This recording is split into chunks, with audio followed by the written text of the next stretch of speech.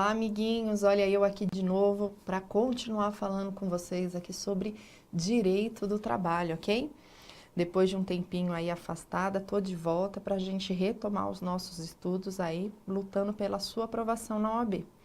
Hoje a gente retorna aqui falando sobre princípios do direito do trabalho, né? Lembrando que os princípios é a base de todo ordenamento jurídico, né?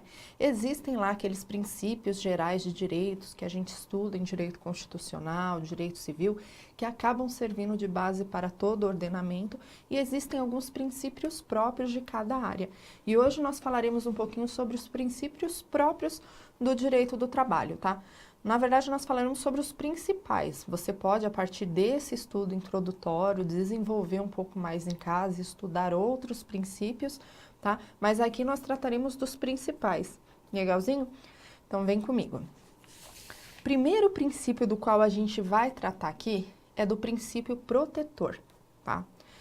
Primeira coisa, esse princípio, ele é caracterizado pela junção de outros 3 princípios do direito do trabalho, que é o indúbio pro operário, princípio da condição mais benéfica e aplicação da norma mais favorável, ok? A gente já vai falar um pouquinho sobre cada um desses 3, para a gente chegar no princípio protetor, tá? Mas em suma, quando a gente fala princípio protetor do direito do trabalho, é justamente pela ideia de que a CLT, quando ela foi criada, né, quando houve a consolidação da legislação trabalhista lá em 43, qual foi a finalidade? Proteger a figura do empregado, do trabalhador, parte hipossuficiente dentro da relação de trabalho, ok? Então é para isso que ele serve em suma, para proteger, para abraçar essa figura dentro da relação, para colocá-la em condições de igualdade face à outra parte, legal? Tendo em vista o quê? Que é a parte mais frágil, tá? Então, quando eu falo indúbio pro operário, lembra que no direito penal existe o indúbio pro réu, na dúvida, absolvo o réu? É mais ou menos isso. Então, indúbio pro operário, na dúvida, a favor do operário, ok? Então, ou seja, eu vou interpretar a legislação trabalhista no que diz respeito aos direitos materiais daquele trabalhador da forma mais benéfica possível para ele, ok? Então, eu vou abraçar da forma mais benéfica, da forma que mais favorecer o trabalhador. E, na dúvida, é sempre em favor dele, ok? Então, absorvam isso. Indúbio pro operário.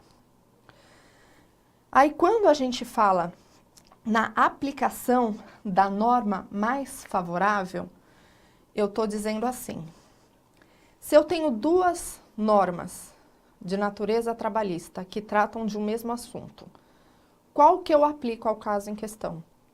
A norma mais favorável. Claro, existe lá a pirâmide, né, dentro da nossa legislação, que a Constituição Federal se sobrepõe sobre todas as leis, aí eu tenho a CLT, a legislação esparsa, né, as legislações especiais, o acordo e a convenção coletiva, né, e existe uma hierarquia para ser seguida aí dentro dessa legislação. Só que quando eu falo em aplicação de norma dentro do direito do trabalho, eu tenho que absorver aquela que for mais favorável para o trabalhador. Exemplo. Eu tenho lá a CLT que garante ao funcionário uma jornada máxima de 44 horas semanais e 8 horas diárias, correto? Aí vem o acordo, a convenção coletiva de uma categoria específica, tá? Que só serve para aquela categoria e vai dizer assim, ó, para essa categoria profissional, a jornada máxima é de 6 horas. Qual norma que eu vou aplicar? A da CLT? Ou a norma coletiva? É óbvio que é a norma coletiva. Por quê?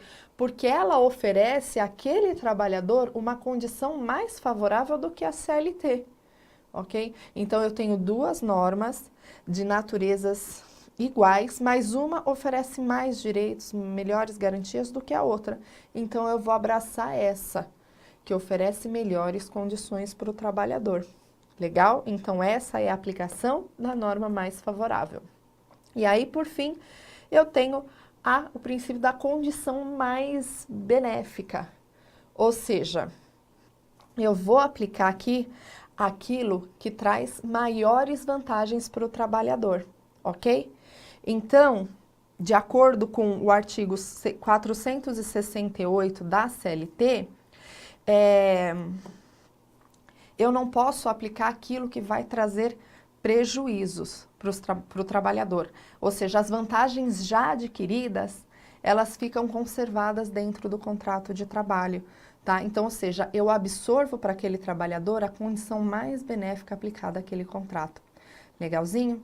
E aí, com isso, a gente fecha aqui o estudo do princípio protetor. A gente volta na próxima aula, continuando falando sobre princípios. Espero que vocês tenham gostado. Por favor, curta o vídeo e compartilhe. Obrigada.